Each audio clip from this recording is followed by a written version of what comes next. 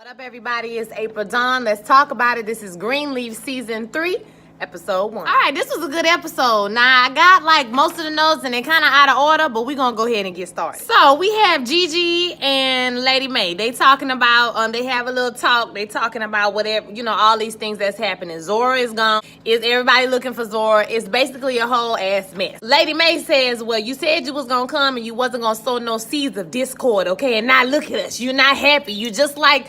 what is the sister name? You just like her, and you want everybody to be running around, stewing in their own juices, basically. And Gigi finally stood up for herself, thank God, and was like, listen, I didn't make Daddy go sleep with, what's the sister name, y'all?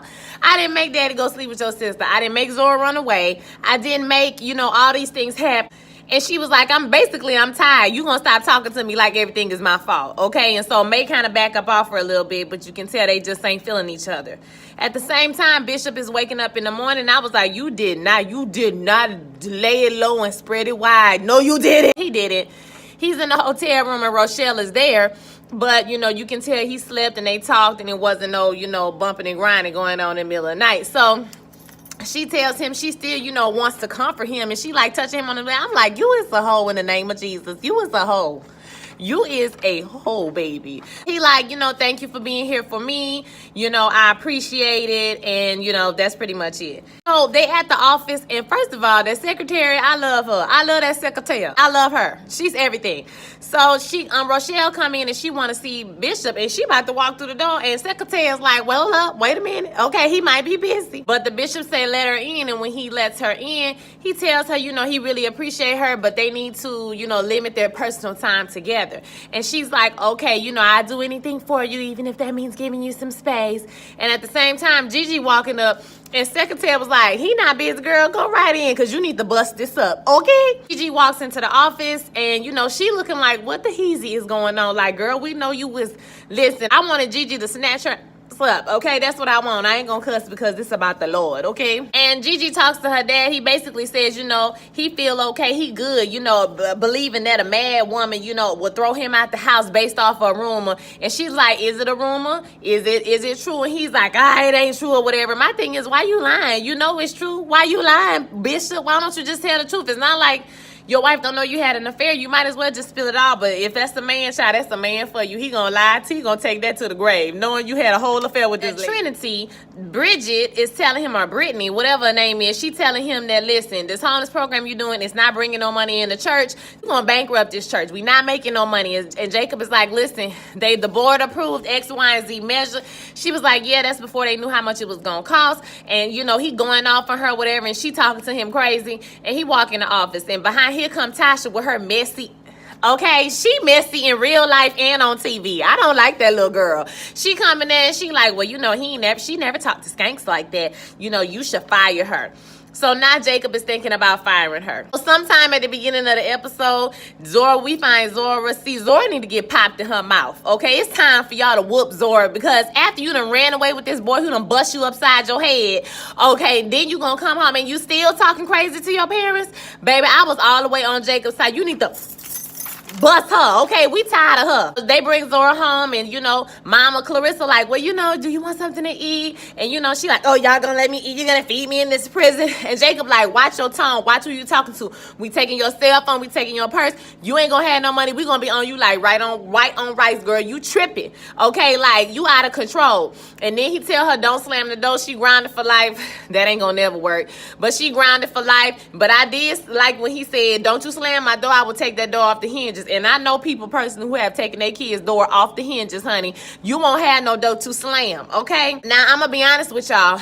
Zora is a master of BS. She be BSing her parents all the time. She full of crap. She don't know when to, she want to be with this boy. And if I was her, I'd have been like, oh, you was happy to let this little boy bust you upside the head. So you got an attitude, because I'd embarrassed her all the way down to the room, okay? So you like to get bust upside your head. Okay, maybe I should bust you upside your head. Then you'll do what I want you to do. Okay, I'd have talked about her like a dog all the way to her room. Okay, because you ain't doing nothing but being a typical abuser girlfriend. Defending your abuser, girl. And still got an attitude with your child. Zora would have caught it that day. I'd have knocked her upside her head one more time. Okay, just for good measure. I do not endorse child abuse.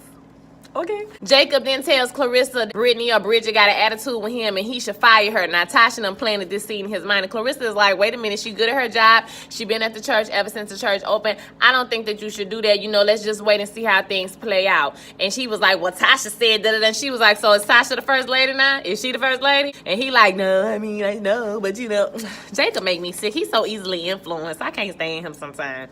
Clarissa talks to Zora later, and, you know, she give her some little sob story about, you know, I don't know why Dad's mad with me. Everybody saw him hit me, so that's why I had to run away. And blah, blah, blah, I'm so sad. You know, she full of crap. And and Clarissa is just hugging her and, you know, trying to comfort her and make her feel better. I get what Clarissa is doing. You can't have tough love all the time, especially with somebody like Zora. But Zora is an evil child. Like, it just is what it is. She evil.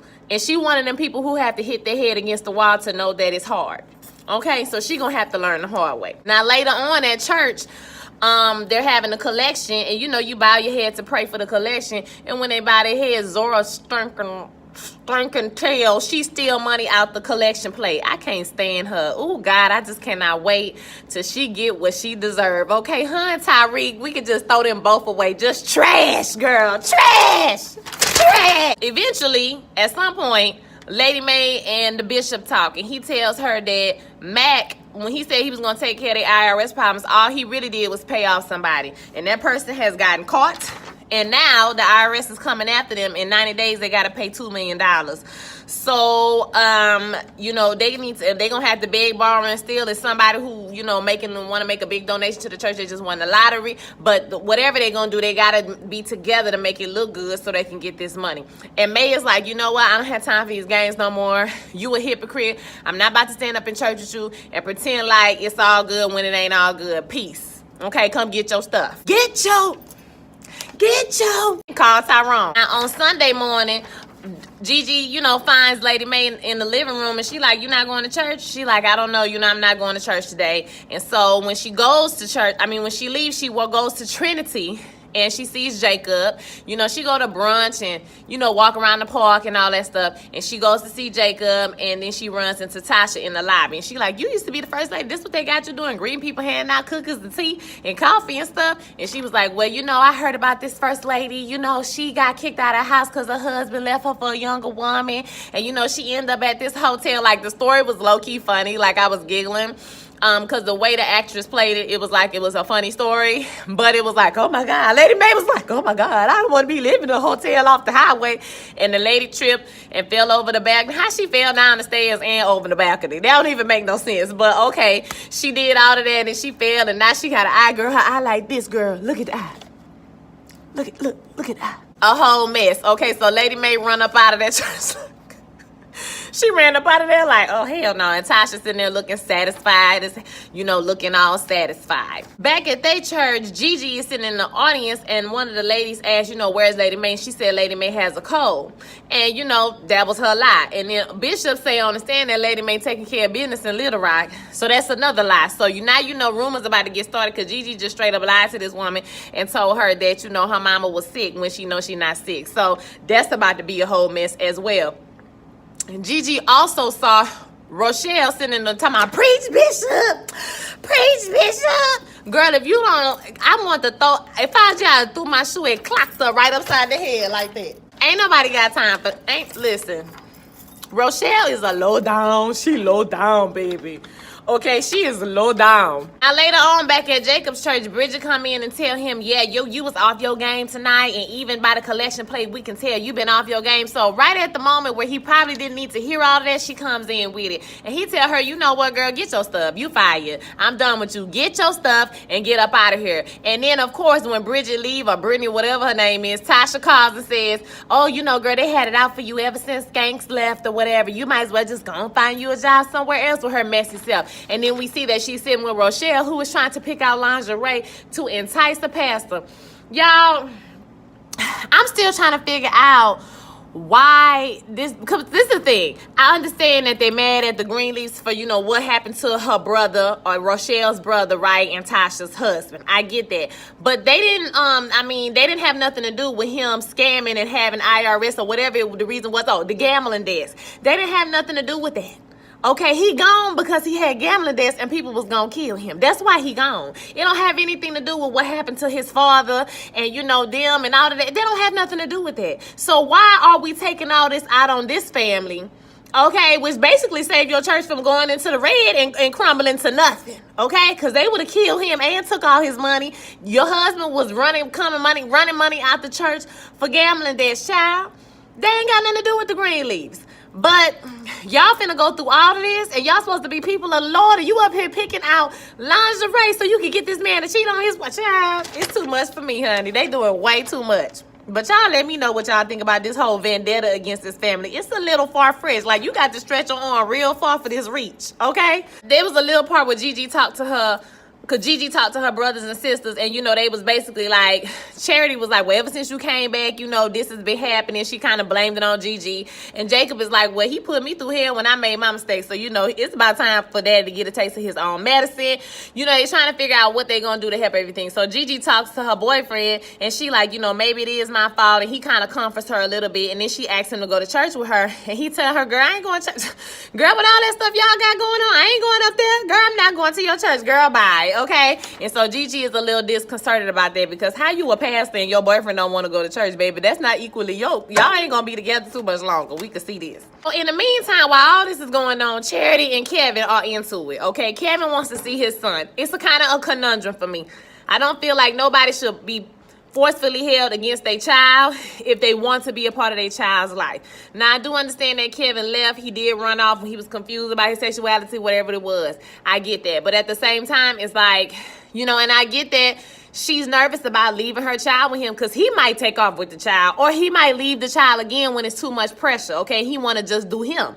So I get her being concerned. But at the same time, you can't keep holding this. This is the baby's father. Like, you cannot hold this man away from his baby. So y'all need to either go to court and work out some type of visitation, which I think probably would be the best idea, because that way y'all won't have to argue and fight. He would get to see his child, you would get to see your child, or whatever. I don't necessarily think it's the best idea for her to leave the baby with him while she's on tour. But he's telling her that I'm not going to leave the baby, because he came to church basically like a stalker and was like, this my church too. I'm not going to let you take the baby with you on tour, because that's kidnapping. And she's like, you know, she can't, because it is kidnapping. He's got a boyfriend lawyer, okay? So his boyfriend, his lawyer boyfriend is putting him on with all the information, honey. So she can't take the baby without his permission. So she gonna have to figure out a way that they can work together. They're gonna have to work together at some point. I feel like Kevin is much like Darla. I know you want to be a part of your child life, but you're doing stuff the wrong way. You're trying to come in real hard, and that's not going to work, because you're the one who got up and left, okay? You're the one who got up and left after your wife had lost one baby, okay, and only had another baby. She's going through a lot. You figured you would just get up and leave. So now you're trying to come back in all hard and strong, and that's just not going to work out well. So I don't know what's going to happen with that. Like I said, I'm a little bit torn between both, you know, parties. Should he let her go? I mean, should she let him see the baby? Yes. But, you know, he asking for a lot, and being the one that you left, I think baby steps is in order, or court steps. Look like they're going to end up in court. It's about to be a whole mess. So she tells Jabari that, you know, she can't take the baby on tour. She can't go. And he's like, listen, you signed a contract, so it is what it is. I know Jabari is aggravated with this whole situation, because he don't even like Charity like that. He just like her voice. Okay, he probably tired. Okay, he probably like, girl, you signed this contract. It is what it is. So like I said, they're forced to have to work together. This situation is going to have to work itself out one way or another. And so at the end, May decides that she's going to let Bishop move back into the house, you know, until all this IRS stuff is taken care of. I don't know if they're going to end up, they ain't going to end up getting no divorce. They're going to end up staying together. But we'll see what happens. So I think, is that all that happened? All in all, this is how you start off a season. Okay, this is how you started off. You hit us with that hot fire. Okay, there's one thing I love about Greenleaf. It is a soap opera aspect to it, but it's not like totally out of the realm, you know, far-fetched or whatever. I don't know what's going to happen with Zora. I think Zora going to have to get bust upside her head a few more times. She going to have to see what stealing does, what stealing means, and, you know, what kind of life you choosing for yourself. Because right now she comfortable. She can talk to people stupid.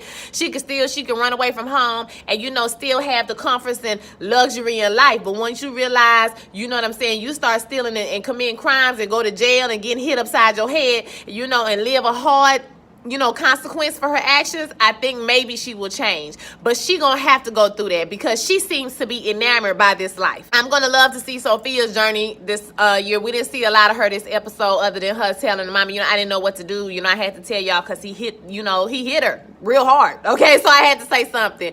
So I love Sophia. I feel like she gonna go through some type of situation or crisis of faith this year because she was so devout last year. She became so devout. So we'll see what happens with her story. I don't think Gigi and Rick Fox gonna be together too much longer. Like I said, how you a preacher and he don't even want to go to church. Okay, so either he gonna change and they'll stay together or they gonna break up. I think that Kevin, like I said, and Charity gonna have to work together or it's not gonna work out. I think that Bishop and Lady Mae and Rochelle and this whole Tasha, how this storyline gonna play out. I don't know if I think that Jacob is smart enough not to cheat again, but then who knows? He's so easily influenced and he gets so distracted and threw off his game so easily. Like last year we saw him coming to his own, seemed like he was getting his brains together, and child, now it just seemed like he just subject to the whims of anybody. If you suggest something to me, like Donald Trump, and once you suggest something to him, he like, oh yeah, he like Kanye West, okay? If it sounds good to him, he like, oh yeah, that sounds good. That's when the vibe I'm getting from Jacob. I feel like Clarissa is getting the wool pulled over her eyes as far as her daughter goes. I feel like she's not as far as Tasha goes, and that's why I feel like Jacob won't go too far off the ledge because Clarissa be on it, okay? So, I want to hear your thoughts about this episode, so let me know what you think in the comments. If you want to follow me on social media, you can, okay? Instagram is my main thing I do, but I do a little bit of Snapchat and I do very little Twitter. But you can find me at Who Is April Dawn on all three of those mediums. On April Dawn TV Plug on Facebook, but I think I might deactivate that page. I'm not gonna lie, it don't get a lot of traffic, so I might deactivate it. But if you want to follow me for now, you can. Yeah, let me know what y'all thought about this episode in the comments. Let's talk about it. All right, I'll holler at y'all next week. Peace.